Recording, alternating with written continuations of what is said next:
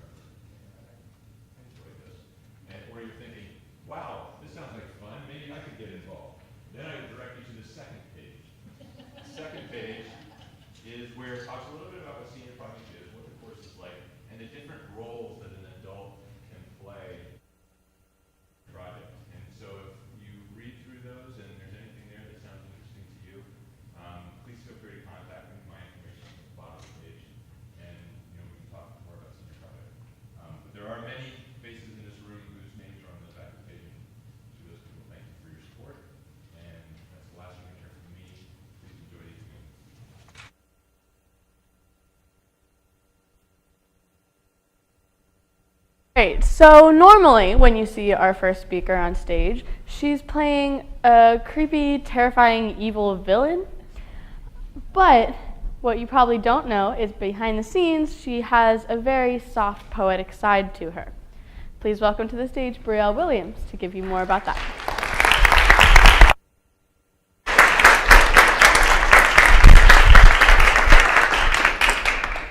Okay, let's see. Rat, cat, sat. Ugh, so typical. Okay, new word. How about orange? Ooh, orange, dorange. How about discombobulate? Writing poetry. It's a lot harder than it seems. It took me a few months of deep pondering to cement my project. I started in the summer because I knew it needed to be epic. So I started at the base of it. It needed to involve theater somehow. I discovered my love of the stage in Anne of Green Gables as Bratty Girl number 2. So I'd write a play, great. Oh, wait, that's really hard, and I've kind of done that before. Okay, so maybe I do a one-woman show. No, that's a little too out there. Dang it, I'm out of ideas. That's when I struck gold. I was watching a TED Talk by Sarah Kay, a spoken word poet, and boom, I would write a spoken word poem. It combines two great loves of mine, poetry and theater. Now I'm ready to go. I knew almost at once who would need to be my mentor for this project. I had heard about Amanda Rogers-Petro from people in the community, and I had read some of her poems in the Theta Alpha Journal. I knew she was a very talented poet, and that's what I needed in a mentor to help me through the challenges of writing a poem. I was never very good at setting up meetings in advance, but Mandy never showed that it bothered her. I'd often say the day of, "Hey, can we meet today?" And she'd say, "Sure, what time?" Her vast knowledge made the writing process so much easier. If I could use one word to describe Mandy, it'd be nurturing. And I needed nurture because I struggled through the writing process. For starters, I found it really hard to motivate myself to write. I wasn't being graded, so why do today what can be pushed off till tomorrow? Then, the day of my first mentor meeting was approaching. As the day was progressing, I started to freak out a little bit. I didn't have a poem, and I needed to meet with my mentor and have a poem. I had started many, but they each ended up in the same place. Crumpled. at the bottom of my backpack. Then, at about 11 o'clock at night, I had an epiphany. I immediately started scribbling out lines of words, the thoughts flowing from my head through my heart and taking life in my pain. I wrote in a caffeine haze composed of tea, coffee, and energy drinks. The next day, I had a poem whose message I was proud of. I wrote about finding home, or my place in the world. I remember the day I found home, sweat pooling above my lip, bright burning lights blinding me. I remember the hazy crowd, hidden behind darkness and blocked by light. I remember bubbles rising from in me, the unsteadiness stemming of wobbly knees to betray my firm pose. I remember the day I found home, hearing my breaths in slow motion, everything on hold, waiting for the inevitable. So fast, I can't remember any of it.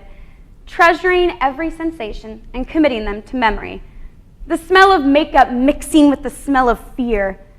I remember nerves clouding my memory, rising fear of forgetting. The fear creeped up on me through the day, waiting patiently to pounce and break me. As you heard from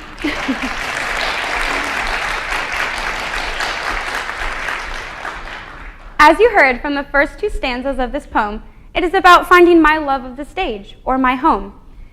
When I was writing this poem, I was keeping in mind all of the other poems I had heard by teenage poets. They all were full of angst and melodrama. I did not want to write a poem like that. I wanted to write a poem that would stand out from the crowd, and with this one, I did. It is unique. Then I swung to the opposite side of the spectrum. For my next poem, I struggled even more than the first. I didn't experience the same flow of writing. Each line was a hard push and a massive headache. I've never really written poetry before. Sure, for an in-class assignment, but that was so different from what I'm trying to do. I'm trying to take abstract ideas that present themselves as images in my head and give them life in words. It was very hard to write using the 5 senses. I had the descriptive part down cold, but the senses are what makes poetry come to life. From this process, I learned that I'm definitely left-brained, or analytical, and my right brain, the imaginative side, tends to fall asleep for long periods of time. I think it's lazy. I was also overly secretive about my poetry. My mom wanted to help me with it, but I never let her see a page of it till the performance. The only person who saw my poetry was my mentor. I think I did this because I was scared of what others would think. I wanted to keep my poetry clean of other people's judgment. It needed to be mine and no one else's. And that's what it is. This second poem I wrote about masks. So original. I bet there are millions of poems out there about masks. And my concept wasn't even original. I wrote about how everyone wears masks all day long. Wow, so creative. I knew all this when I was writing the poem, but I wanted to write it anyway, because it was about me and why I wore a mask. It took me many hours to find where I wanted to compete with this poem. I looked up the top places in Philadelphia, but I couldn't tell if any of them were popular. Did anyone even go to these things? I needed to go somewhere where people would hear my poetry, not me performing to a blank wall. I asked my brother for some places in Philly. He's a stand-up comedian, and he goes, which was his senior project, and he goes every Wednesday to Philly for an open mic. He gave me some of his suggestions, but none of them were quite what I wanted. Then my mentor suggested the Foos in Philly. It is one of the 2 places in Philadelphia where you can qualify for the Slam Poetry Nationals. I knew it was perfect then. I was told it was in the hipster part of town, so I dressed like this, thinking that I'd blend in, right? Nope. As we drove through the streets, I quickly realized that any of these people would be chosen as hipster over me any day. Hipster. a person who follows the latest trends and fashions, especially those regarded as being outside the cultural mainstream. I began using hipster almost as an insult to cover my own insecurity. I also made us leave the house really early to make sure I'd get a spot on the open mic. We got there early, all right. An hour early. As we walked up the red, rickety stairs to a large, cavernous room, I realized there were only 3 people there, setting up chairs. It was so early, the list to sign up for the open mic wasn't even out yet. That's when one of the leaders of the Foos came over and started up a conversation. He talked about how he came to Philly, the history of the Foos, and wished me luck.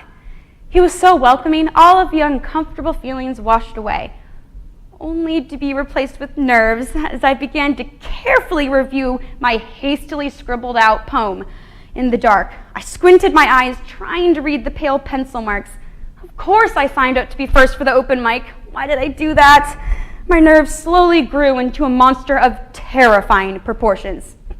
Who's next? Welcome Brielle to the stage. And up I went. Okay.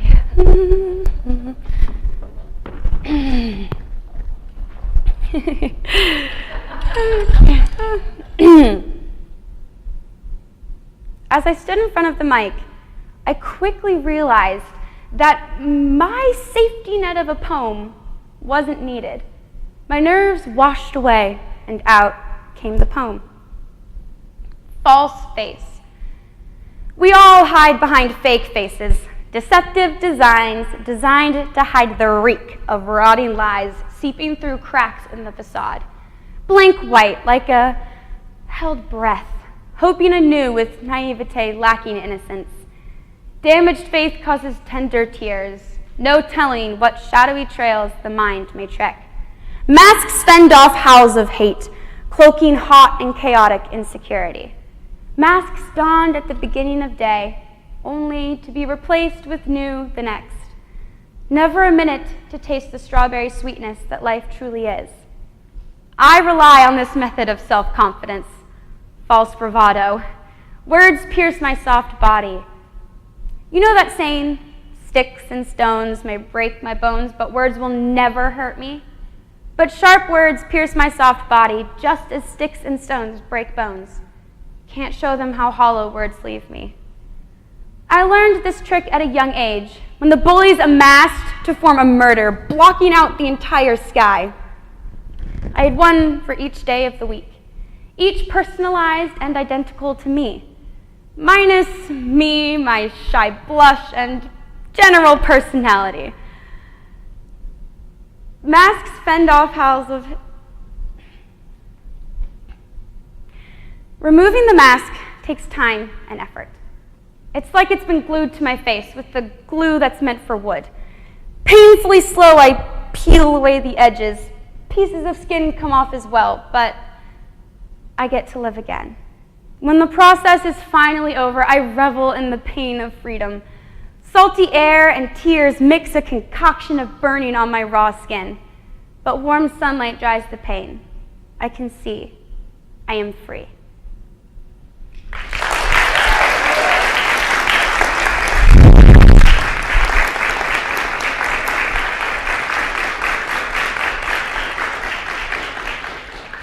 I didn't mess up, shake, or have a wavering voice. It took me a few minutes afterwards to realize why it seemed so effortless. Yeah, I was terrified. Performing something that was me to its core for a room full of strangers petrified me. But any other time I've ever performed, I always had a character between me and my audience. This was raw and me, no mask. It made it easier to focus on what I was saying instead of why. With theater, you are constantly being told to think of why your character is saying what they're saying. But when the character is you just need to say it, and the rest will do itself. In this same nerve-wracking week, I had my service piece. For my service piece, I wanted to put into action what I had learned from my research paper about the benefit of spoken word poetry being used in a classroom.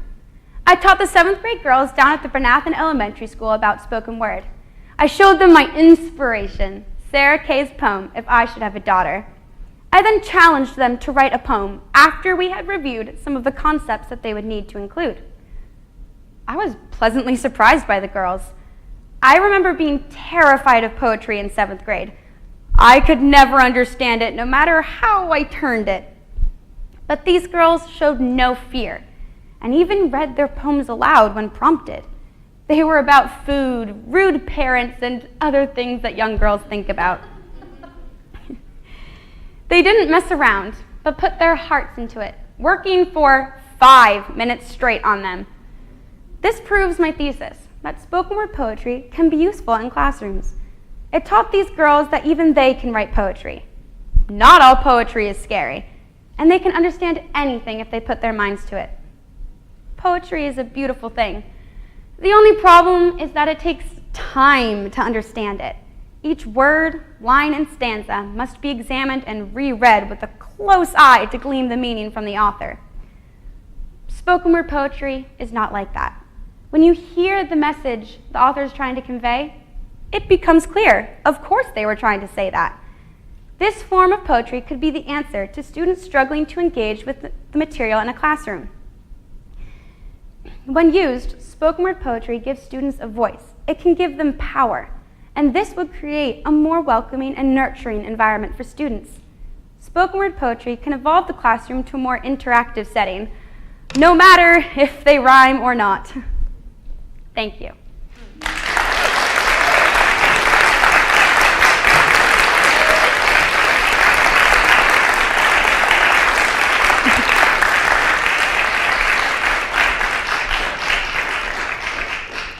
Are there any questions? Yes? So I haven't heard of spoken word poetry before. Can you give me a definition of what spoken word poetry is? Okay, a definition of spoken word poetry. Spoken word poetry is a kind of poetry that is spoken aloud. It's not meant to be read on a page, and actually oftentimes when you read it on a page, you can't understand it, ironically enough. But it's a kind of poetry that doesn't need to have any kind of elements that poetry typically includes, like rhyming or imagery. It just needs to be spoken aloud. It lives in people's ears, basically. Was that clear? All right. Yes, Mrs. Waddell? How many poems did I write altogether? I wrote a lot. I only wrote 2 spoken word poems, and as I said, I had started a lot, but they all ended up being crumpled. I did a little project where I wrote every day in a little journal a poem, and I did this for about 2 weeks. So I probably have like 20-ish poems. Yes, in the back?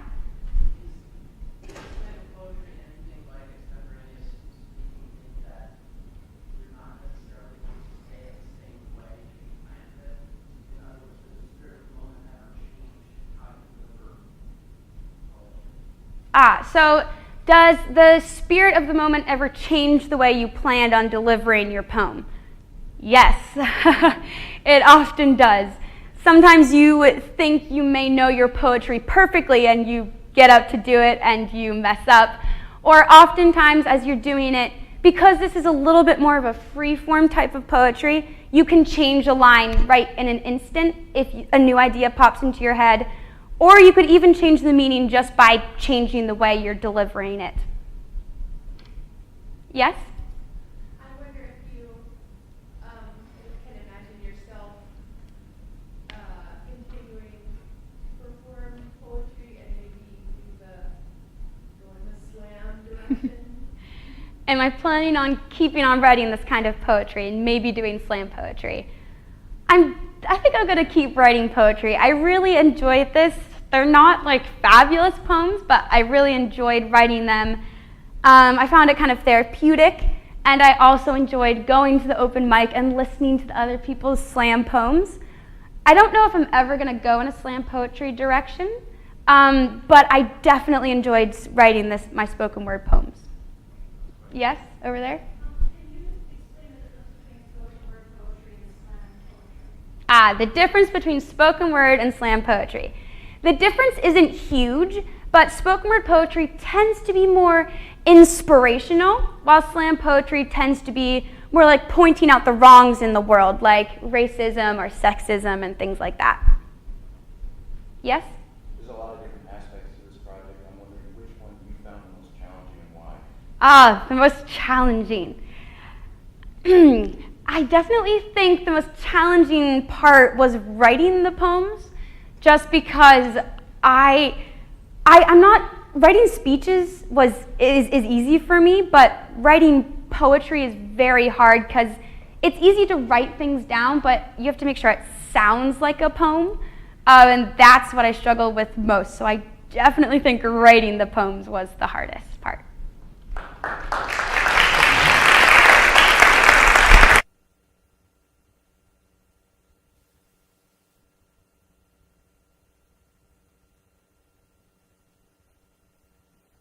All right, while we allow the judges to get situated, we're going to take a 5 to 10 minute intermission.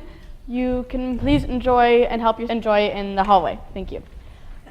All right, so before we continue, I'd like to say a quick Happy Mother's Day to all the mothers out there.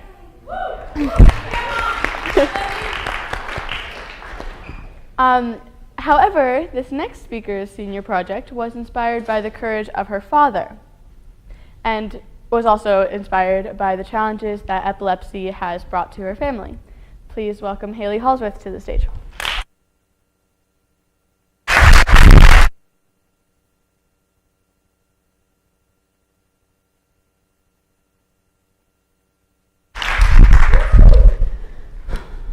My father has epilepsy. Doctors say he developed the condition from playing football and several other times when he suffered head trauma. His first seizure was at the age of 26. His type of seizure disorder is defined as nocturnal grand mal seizures, which means my father only has seizures in his sleep. My dad's seizures occur in the frontal and occipital lobes of his brain.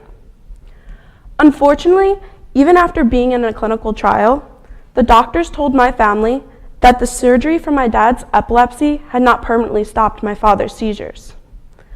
It was during the wintertime, and I was in the 8th grade. My father was at Jefferson Hospital for almost 27 days.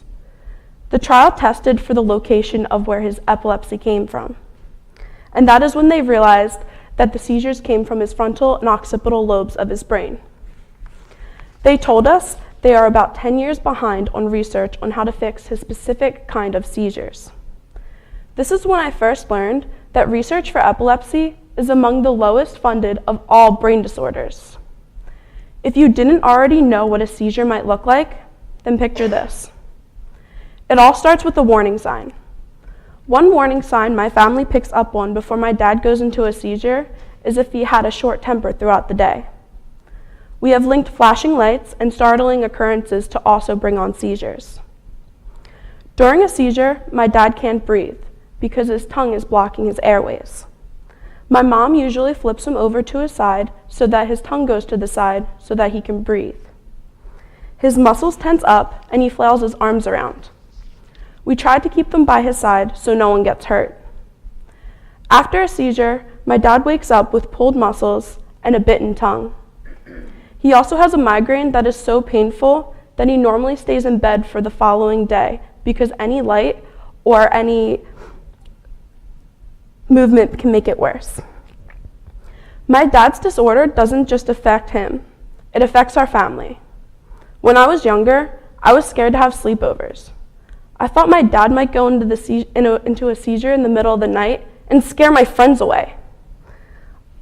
My mom became increasingly anxious throughout the years. It was harder for her to sleep knowing that my dad could go into a seizure right next to her any time in the middle of the night. After growing up, I've came to understand my father's disorder more.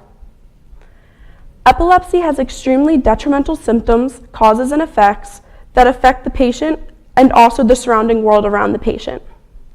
I can't imagine living with this disorder has any upsides other than to be able to share your own story. And my dad's life is just one of millions that epilepsy affects every single day. I thought it was upsetting to think that such a traumatic disorder could be so neglected. From that day forward, I knew I wanted to help speed up the process of finding a cure for my dad's specific kind of epilepsy. I chose to take senior project this year with the intention of spreading awareness for the epilepsy for not only my father, but for the millions of people it affects every single day. Before starting my senior year of high school, I spent the summer brainstorming ideas of what I could do to raise awareness for epilepsy. At first, I thought of shadowing my father's surgeon for a few days to educate myself a little more about epilepsy. But I couldn't see how that could educate others about epilepsy. After researching and some long nights brainstorming, I decided my senior project was going to be putting on my own 5K color run in order to raise awareness and money for epilepsy. I scheduled the run for Sunday, March 26, 2017. Coincidentally, that date also happened to be National Purple Day for Epilepsy Awareness, so I changed the color run into being a purple run. Now, for a project like mine, I knew I needed a mentor who understood how to plan and coordinate a run. I asked Mrs. Hillary Brinteson if she would mentor me for my project, and she responded yes, without any hesitation. I knew she would be an outstanding mentor for my project because she is a running teacher who takes her class on runs almost every day. She also has many connections to people in the community who have orchestrated color runs in the past. Mrs. Brinteson and I met every week leading up to my event. Our usual meeting was Tuesday during lunch at the top of Bean Hall. Our first meeting was an overview of what ideas I had in mind for my project. After a few meetings, all of a sudden, we were planning my announcement for my event. And before I knew it, we were marking out a route together. We made sure to plan everything by the Sunday morning of my run. One issue I had when facing my project was the cost of materials. Being a dorm girl can make it difficult to earn money. And the funds I needed for color powder were around $230. Mrs. Brinteson and I brainstormed and came up with the idea of hosting a dress-down day at school in order to cover the costs of the color powder. The date of my dress-down day was also St. Patrick's Day, so to make it fun, I challenged the school to come in their best green costumes. The Monday before my event, Mrs. Brinteson and I drove around to map out the route for the runners. Everything seemed to be coming together until my proposed route was rejected 3 days before the event. Mrs. Brinteson and I tried finding new routes that would satisfy the local authorities. I contacted Mrs. Heather Klein, who pointed me toward Mrs. Christina Irwin, who helped me design a route that was finally approved. I ended up talking to almost 10 different people on the phone that night.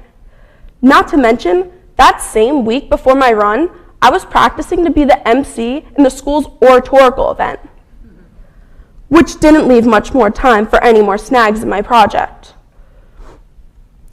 But after all that worry, everything seemed to be in place. The day of my event came, and it couldn't have gone any better. I had Delta Mu volunteers help set up and clean up. They also threw color powder at the runners in exchange for Delta Mu hours. Mr. and Mrs. Grimes, who are family friends of mine, donated the banner for my run, along with 12 cases of water. My parents came early to help set up, and they brought fruit and soft pretzels for the runners. They also donated the money for all the t-shirts. Clara Roth donated her time to take pictures. Here's a slideshow of the pictures she took.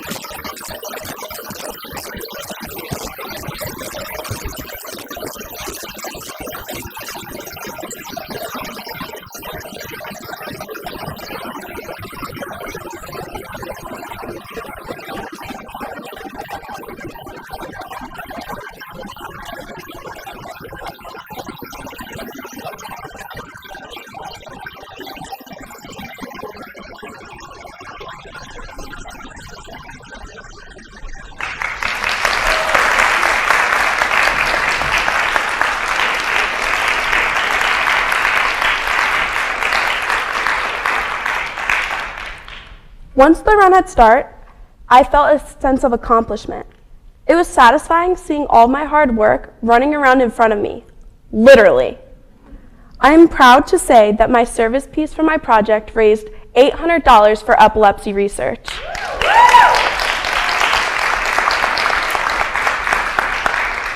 It warmed my heart seeing the people in the community coming together to support something that meant so much to me.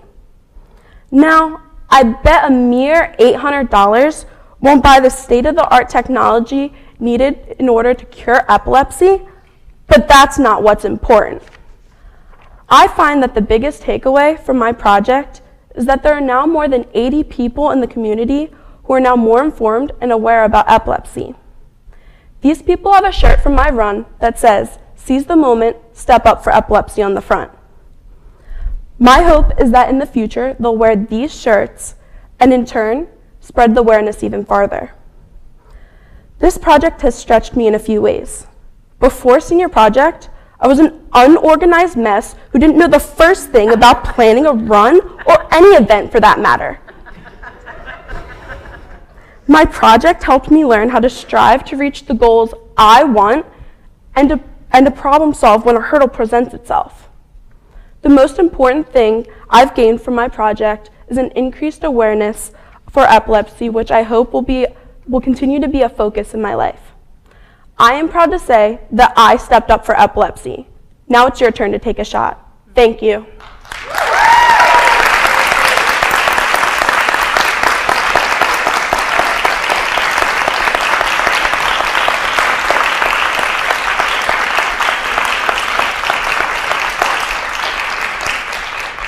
Are there any questions? Yes? Are there specific medications, maybe ones that aren't necessarily legal right now, that might need more research for helping people with epilepsy? The question was if there's any medications that might not be legal right now that could help, that need more research for in order to help someone with epilepsy. Not that I know of right now. I know that there's a lot of research going on right now on how to fix certain types. I know my father was on many different medications, and he still is, in order to control his seizures, but I don't know exactly any specific drugs that they're researching now. Thank you. Yes? How many people came to your run? There was about, I want to say, 35-ish people who came to my run, but after the run, I had a lot of shirts left over, so I ended up selling them for $5 the next couple weeks after my run in order to go towards the proceeds. In the back? On behalf of the Board of Directors of the Epilepsy Foundation of Eastern Pennsylvania, I want to thank you and confirm that raising awareness is just as important as raising money. 1 in 24 people suffers from seizure disorders. That kind of comments in our society should be parallel with an understanding and appreciation for what we're going through it. We really appreciate it. Thank you so much.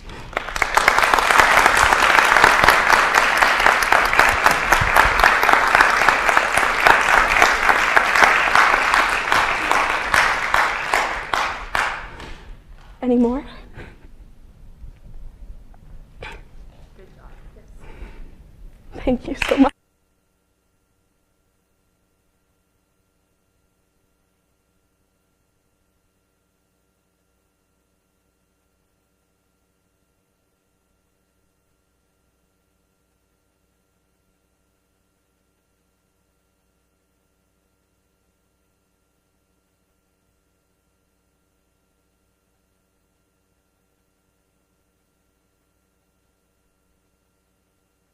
Welcome back.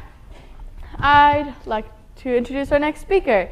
So I can tell you from experience that dancing is really hard, and when it's designed specifically to push you to your limits, that's just a whole new level. However, Lysandra de Padua was up to the challenge, and she actually came out of it alive. So please welcome.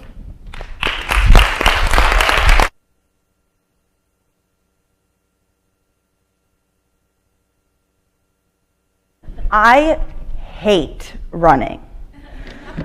It is probably the worst experience ever. But I also like to be active. I have spent my entire life playing sports, which oddly enough, mostly all involve running. For instance, I have been swimming all my life, but it's kind of hard to just get in a pool for a quick swim when you want to work out, whereas with running you could just walk outside. What is a form of exercise that isn't running, that's fun, and that doesn't make me want to cry?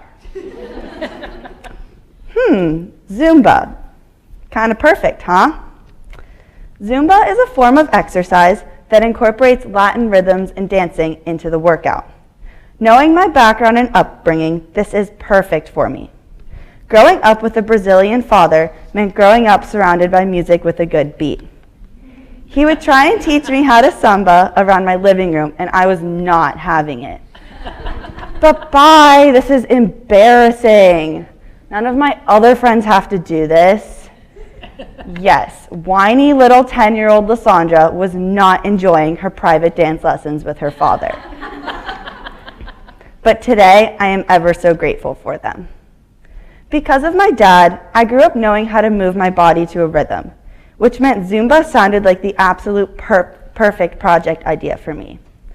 I had thought about it as an idea over the summer when I was taking a Zumba class in Willow Grove, but brushed it aside because that was way too out there for me. My project ideas in the fall were all centered around medicine because that's what I wanted my focus to be. But one of my ideas wasn't going to be as I had pictured. What do I do now? Zumba. So now that I decided to give Zumba a shot, what was I actually going to do? I looked at the Zumba website and found out that I fit all the criteria to become a Zumba instructor. Then it hit me. I would become a certified Zumba instructor, learn choreography, and teach my very own class. So I signed myself up for a Zumba instructor class in Port Chester, New York. And no, it was not New York City. It was the closest one that was also in my time frame. So I talked it over with my mentor, Meg Walker, who was also a certified Zumba instructor, and she gave me useful tips on what to expect. So I got up at 6 a.m. for a 2.5-hour drive by myself to Port Chester, New York. What an experience this was. I pulled into the one-street town, and of course the first thing I wanted was Starbucks. Good thing I left early. So I typed it into my GPS and drove to the nearest Starbucks about 10 minutes away, and realized halfway there I had crossed the state border into Connecticut. So I got my coffee in Connecticut and drove back to New York to find parking. I found the dance studio and went inside to start registering. I looked around me at the other people in my class. I was the youngest one there by at least 10 years. Oh well, I thought. I like being around older people anyways. The class started with an actual Zumba class led by Marcy Benavides. Now, let me tell you one of my new goals in life. To look like Marcy Benavides when I'm 43 years old. I went up and introduced myself to her and told her about my senior project. She was very excited about my project and told me her own daughter was the same age as I am and was also graduating this year. She also noticed my concrete Christ necklace and asked me about Brazil, so I told her about my dad and my connections there. It was so nice to talk with someone who was so passionate and energetic about their career. After chatting with the instructor and some of the other students in the class, it was time to start learning. The class was 8 hours long, but it went by pretty quickly. We went over the 4 core rhythms of Zumba: merengue, salsa, cumbia, and reggaeton. They taught us from hardest to easiest. And let me tell you, having never actually taken a dance class before, it was pretty difficult. The speed of merengue, the timing of salsa, and the machete in cumbia, and the going opposite directions with your arms and legs in reggaeton.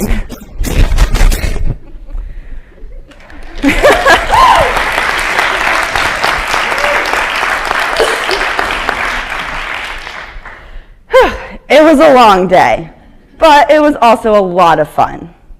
This class really taught me a lot about dance and introduced me to the Zumba culture.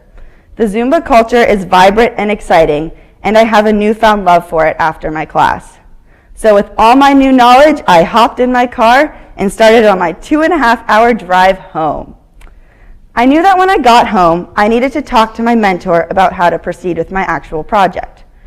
I met with her the following week to discuss which routines to learn. We decided that I would browse YouTube and the Zumba website for choreography. Finding routines proved to be actually kind of difficult.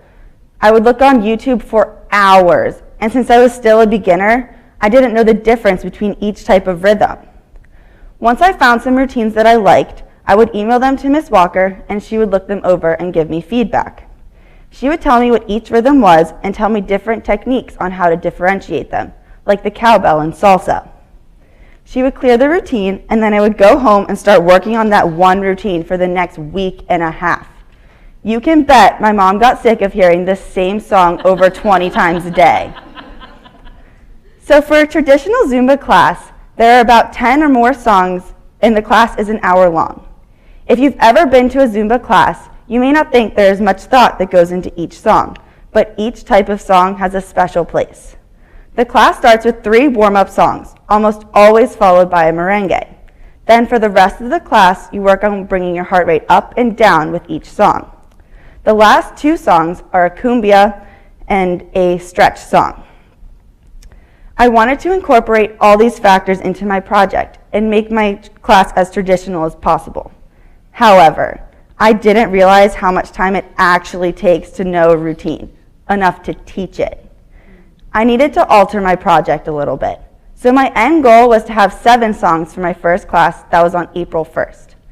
I decided to only do 1 warm-up and have one routine for each core rhythm, and my own choreographed samba and a cool down. This new goal was much more attainable and allowed me to really focus on knowing my routines well. Some routines were easier to learn than others. The merengue was probably one of the hardest to learn, but it was also my most popular with the people that came to my classes. I made sure to put in extra time and effort on the routines that I struggled with the most. As I had mentioned before, I choreographed my own samba, but samba isn't one of the core rhythms. But how could I, being half Brazilian, not do a samba routine? I know my dad would not be happy if I left that out, especially with all my childhood practice in the living room. At first, I was maybe just going to learn a routine from YouTube, but nothing stood out to me. I know tons of Brazilian music, and I already know how the beat and rhythm work to samba, so I thought it shouldn't be too hard for me to make up my own routine. So I talked to my mentor, and she showed me a video teaching the different Zumba steps of samba. Choreographing isn't actually too difficult once you get the hang of it. You just listen to the song and hear the different parts when you should be changing your move. So I would stand there in my room with my piece of paper, scribbling different patterns to each song. And then I would get up and just start dancing around, testing out different moves. It was hard to start, but once I was finished, I knew this routine was my own, and I felt a great sense of accomplishment. Now, not only do you have to know all your routines like the back of your hand, but you have to know them enough to teach others what to do. You have to know when to point before actually moving, or motion to spin before actually spinning, or do a complicated move at the beginning, slower part of a song, so they can do it at the middle, faster part of the song. Cueing is an extremely important part of Zumba. If the instructor isn't cueing properly, then everyone gets confused on what they're supposed to be doing. I had to make sure that I knew what move came next so I could tell my class what to expect. Teaching my first class was extremely nerve-wracking. All these people here to follow me and watch me dance? I had never done anything like this before. I don't perform or shake my hips for other people. The morning of, my nerves really kicked in, but I tried to remind myself that I knew my routines and all my hard work would pay off. So once my class got started, I totally forgot about being nervous and just did what everyone else was there to do with me, dance. By my second class, my nerves subsided and I gained more confidence in myself. I also learned that it really is okay to mess up. Everyone was there to support me in my project. So thank you, Ms. Hodgel, for yelling out freestyle when I forgot the end move to one of my songs. That is what Zumba is all about, having fun. Here's a clip of my merengue routine at my second class.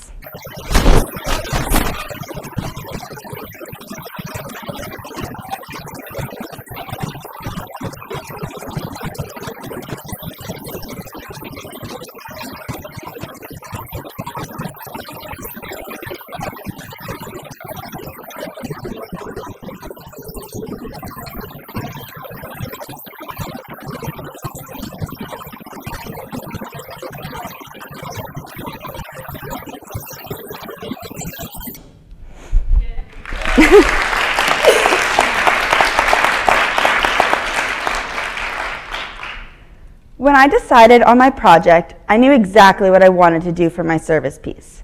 I have been going to Brazil once or twice a year since I was born, and have seen firsthand the conditions many people are living in. I decided to donate all my proceeds from my 2 classes to a nonprofit organization called Project Favela, helping children in Rocinha, Rio de Janeiro, Brazil, gain a better education. A favela is the impoverished area of a South American city, and Rocinha happens to be the biggest one in Brazil and South America. I decided this was appropriate for my project and my connections to Brazil. I actually received an email from the president of the foundation thanking me for my donation and explaining to me what a difference the money made for all the children. He told me that half of the money will go towards the operation and the other half will go towards a dance-related field trip for the kids. Here's a little piece of the email he sent. Dear Lysandra, we are really struggling this year to survive. It has been hard with the move into the larger space and the greater offering. This was so huge. It's not just that though. It's that somebody your age would organize and execute something so incredible. It gives me hope for a mixed up, divided country and the world as a whole. I was so pleased to hear that my service piece will really be making a difference. I would like to say a huge thank you to my project mentor, Meg Walker. Not only is she a Spanish and history teacher, but she is yearbook advisor and now teaches Zumba for PE, plus all her Zumba classes she teaches during the week. She really took the time to help make my project great. She was organized and was always willing to answer any of my questions. She took the time to look at my routines and gave me a lot of helpful feedback. Her vast knowledge on the subject was extremely helpful, and she was very supportive throughout the entire process. She even let me teach my routines during PE. Honestly, my project would not have been as successful without her as my mentor. This project was far from easy, but I wouldn't change it for the world. I learned about time management, how to be confident and lead others, how to dance, and I gained a deeper connection to my Latin roots. However, the latter was my favorite. I have always had a deep love for Latin culture. Ask any of my friends. I listen to Spanish music all the time. I not only realized that I am a part of this vibrant culture by being half Brazilian, but I realized it needs to be shared with the rest of the world. Zumba is that form of sharing such a vibrant and lively way of life, or even way of being. I learned that Zumba is a culture within itself. There is a stigma around, say, going to the gym. But what I love about Zumba is that there is no judgment whatsoever. You are solely there to have fun and get a good workout. With Zumba, everyone is always smiling and forgetting they are even working out. Exercise in disguise, they say. There are many factors that contributed to this project, and one would be my dad, for teaching me how to dance in the living room and raising me as a true samba dancing Brazilian. Another one would be my will to exercise. I finally found something that isn't running. This project taught me to live a vibrant and colorful life, just like the culture Zumba stems from. I hope many of you will one day see the color of Zumba as I have seen it. Thank you.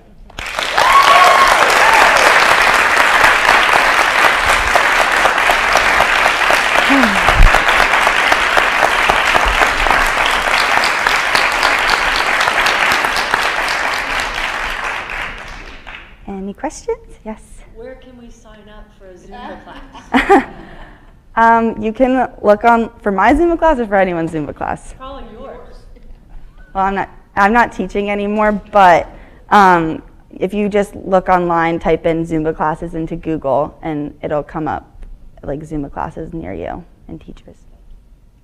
Brielle. Could you translate that part of your poster? Oh, it says dancing for a cause. Brianna. What was your favorite rhythm to dance to? My favorite rhythm, probably cumbia or reggaeton, just because they're a little slower, and I like the songs to them. Yes. Did you ever figure out how many steps you used in a class?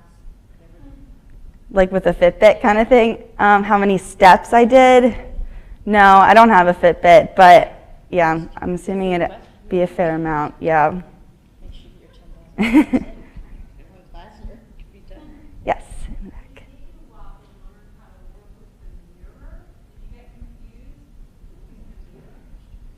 Did it take me a while to get adjusted to the mirror? Not really. I actually learned most of my routines without a mirror, so I just kind of would do it in my room. And so once I did it in front of a mirror, it took some time to get used to, but I did it enough times that I got adjusted to it by the time my classes came. Taryn? Had you ever done Zumba before this, or were you going in completely? Taryn asked if I'd ever done Zumba before this, and yes, I'd only maybe like 6 times before I'd gone over the summer, and so I know what it was about, sort of thing. In the back. Do you want to continue teaching? Or do you have it in mind with doing it for summer jobs or anything like that, or was this? She asked if I would like to continue teaching, and I am still thinking about it. Going away for college kind of makes that a little harder, but I'm sure if I put in the effort, I definitely would be able to find a place to teach. So still have to think about it. Thank you.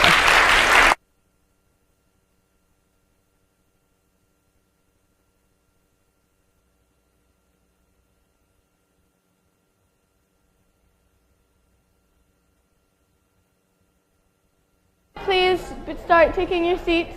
We're going to continue.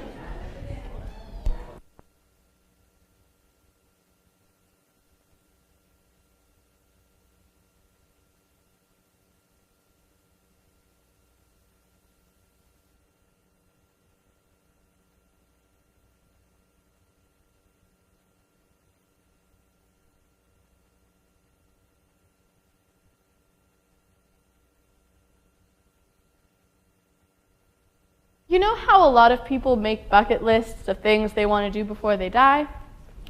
And you know how a lot of people don't achieve these, considering they're full of crazy things like wrestling an alligator, winning the lottery, or free falling out of an airplane? Well, if you're a Boyson and you set your mind to something, there's no backing down. Here to tell you more about his leap of faith is Braden Boyson.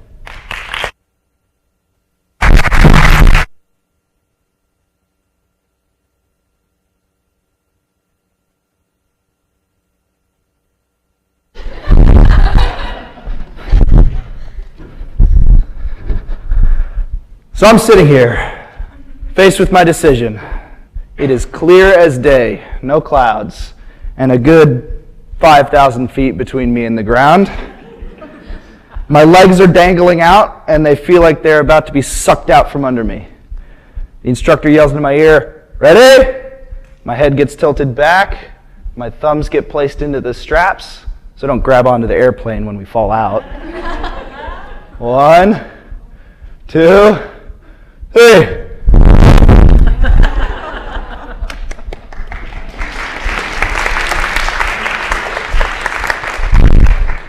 So, as some of you may have already guessed, my senior project had something to do with falling out of a perfectly good airplane. Pursuing new life experiences through skydiving, which is what I did. I wanted to do something fun and exciting. I mean, have you ever met someone that said they took a class in high school that let them go skydiving? But my project was really separated into two equal parts, the skydiving and my service piece. For the skydiving, I completed a tandem jump, which is where I jumped out of an airplane with an instructor hooked to the back of me. And on May 21st, I will be completing the first level of the accelerated freefall course, which is where I will be jumping out with two instructors next to me. And then the other half was my service piece, which was where I did a wrestling clinic for kids 3rd through 8th grade. When I started, I was asked to choose a mentor, and I instantly knew who I wanted. He was a family friend, and I had heard many stories about his skydiving past. I knew that Mr. Thaddeus Glenn would be the perfect fit for my project. His passion for skydiving and his enthusiasm for my project never ceased to rub off on me. I'm a relatively driven person, so I made it clear from the start that I would be doing most of the work. Thaddeus would be more of a support network and a personal cheerleader, and I wouldn't have wanted it any other way. It allowed me to practice the skill of taking initiative, which was amazing. I started with my service piece, which was leading the wrestling clinic. It was a great success with a good number of wonderful kids, and the camp went off without a hitch. I was impressed by the kids' enthusiasm and hard work. I love seeing young kids really enjoying themselves in the wrestling room. That was really the main goal of the project. Get the kids to fall in love with the sport so that they can continue with it later in life. It was so much fun for me to see those kids being passionate about it. And it only added to that, taking into account that the proceeds of the camp were donated to the Intrepid Fallen Heroes Fund, which is where the proceeds will go to a family who has lost a loved one doing something heroic. And I'm so happy to announce that we raised over $700 for the fund.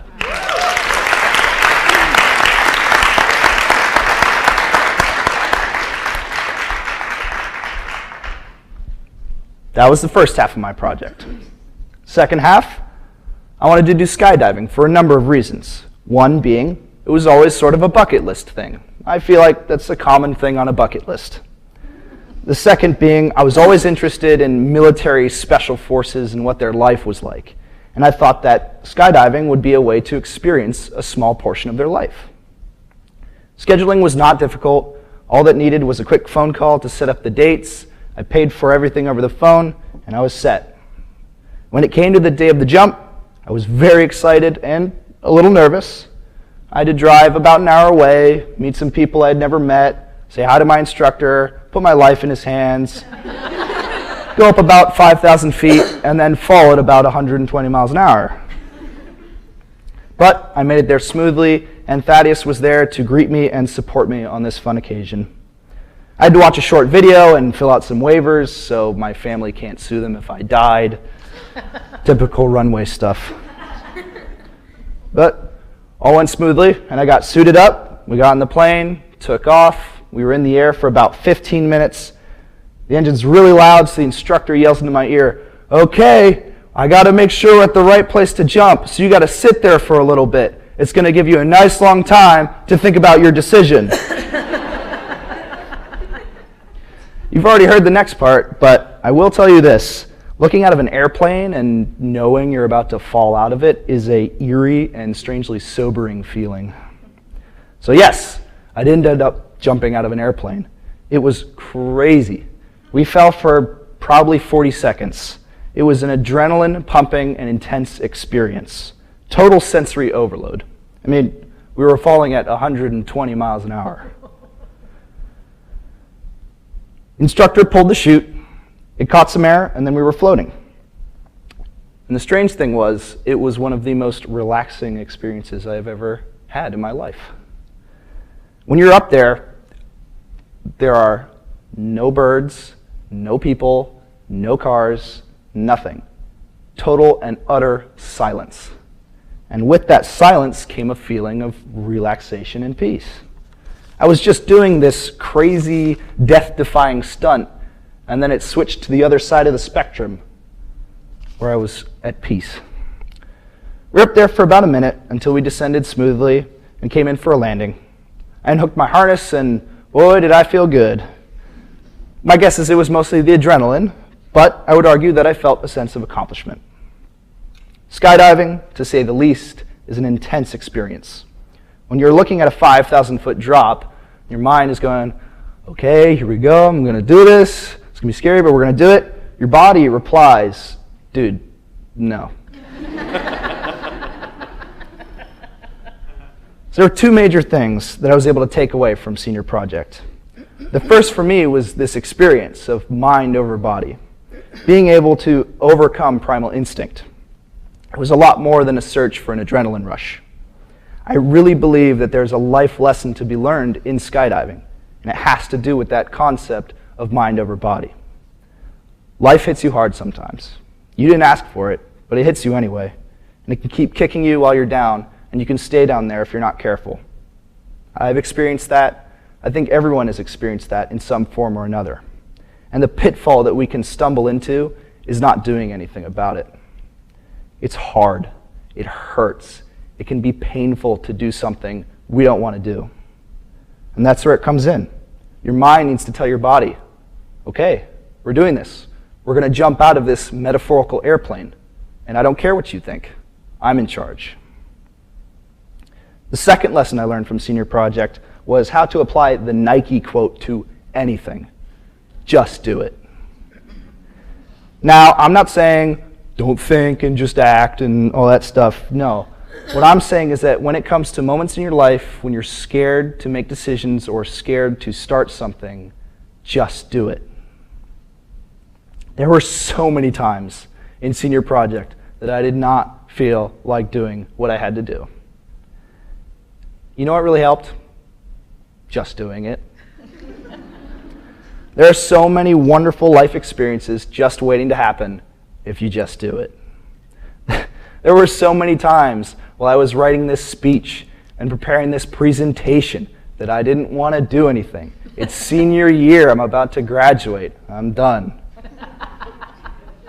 And you know what really helped me write this speech? Just doing it. Say this. Let's say you see a person across the room. You know them, but not that well, and they seem nice enough, so maybe you go over and talk to them. But maybe you're a little shy, or you think it'd be weird or awkward if you went over and started talking to this person. Just do it. Who knows? Who knows what amazing life experiences you could be missing out on by not going over and talking to that person? What if that person is your best friend waiting to happen? You'll never know if you don't do it. Just do it, and I guarantee your life will improve. These things are just like jumping out of an airplane. You get up to the edge, and you're scared, and you're not sure if things are going to be okay, and then you jump out, and your adrenaline's going, and things are going at 1,000,000 miles a minute, but then the parachute opens, and it's totally and utterly relaxing. Things in life that we are scared to do often have a way of playing out like that. The awesome thing is that this doesn't just relate to skydiving. They can relate to anything, and I found myself seeing them in my service piece as well. You better believe that this stuff is everywhere in wrestling. The sport is hard and grueling, but by far the best part about it is how much it teaches you about life. I encountered those life lessons through wrestling and through Senior Project, and I think those are so valuable. I wanted those kids that attended my wrestling clinic to be able to have those experiences in the future. That was one of the many reasons I was so pleased with my Senior Project. If there are only two things you can take away from this speech, let them be, 1, never forget that the mind is stronger than the body, and 2, just do it.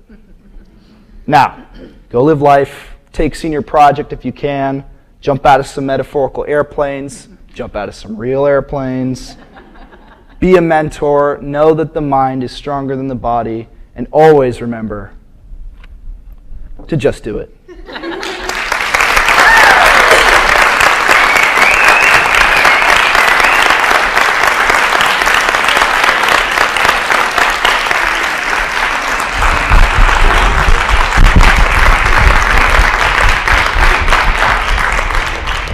Thank you. Questions? Yes. Would you like to become an instructor in skydiving? Would I like to become an instructor? It was fun, but I don't know if I would like to dedicate that much of my time to doing it. It was more of just a one-time, really fun thing and it's expensive too, so that's a big part. Yeah. Brayden, it sounded like from when you jumped out to when you hit the ground, it was only like 2 minutes. It was the time that it took to fall out of an airplane and land on the ground was, it was probably about 3 minutes. So we fell probably like 2,000 feet, and that was probably about 40 seconds. And then he pulled the parachute, and you can fall pretty quickly with a parachute if you turn. When you turn the parachute, you lose altitude really quickly. So it probably took about 3 minutes. Yeah. At what point did you most need your own advice to just do this? I mean, there's a lot of different steps along the way where you could freak out and chicken out and go the other way. Which was the one where you most needed that? At what point did I need my own advice in the project? There were a ton of times, one of them mainly being in the morning. I had to wake up in the morning to go skydiving. I was like, I don't know. Just getting in the car and doing it, just driving there. Also, writing this speech was a big one. It's near the end of the year and getting ready to graduate, and it can be tough to get motivated at the end of the year. So, yes, in the back.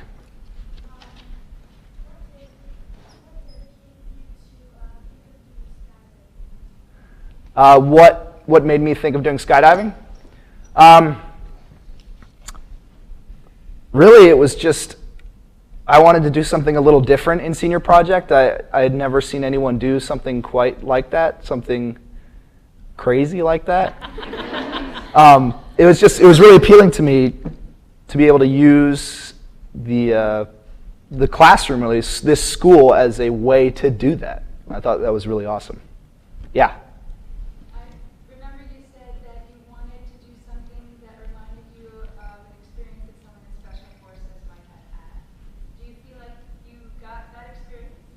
Do I feel like I got a small experience of Special Forces? Maybe in a small way. I know that it was. So I went up there, and it was probably probably about 70 degrees. It was a clear day, but up there it gets a lot colder. So I could see my breath in the airplane, and that would probably be the closest thing I got, because when we were falling, it was so cold. It was ridiculously cold. I was kind of dressed right. I had jeans and like a jacket, but it was freezing. It was like, yeah. But that would be the closest thing, I guess. Yeah. In what line of order in the plane were you sitting before it was your turn to go out? And how much time did you have in your head to say, just do it? How many times did you say, just getting to be that spot to jump out? What order? What order I was in? I was the first one. I was the first one out. That's the thing. So the instructor was like, okay, we're the first ones out. So I sat there with my legs out of a plane for probably a minute, because the instructor's behind me and he has to look out to see if we're ready to jump yet. So I'm sitting there, wind blowing in my face, my legs like,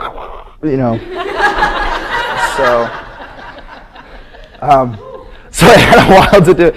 And also, at that point, you don't have much of a choice, especially if you're sitting there on an airplane. They're like, okay, put your things so you don't grab on. He's like, okay, we're going to fall. You just did it. You just do it. Yeah. Did any of your friends, did any of them want to go skydiving after you did, or did you talk them into it, or did they not because you did it? Did any of my friends want to do skydiving? Yeah, there were actually a couple that were like, dude, take me with you.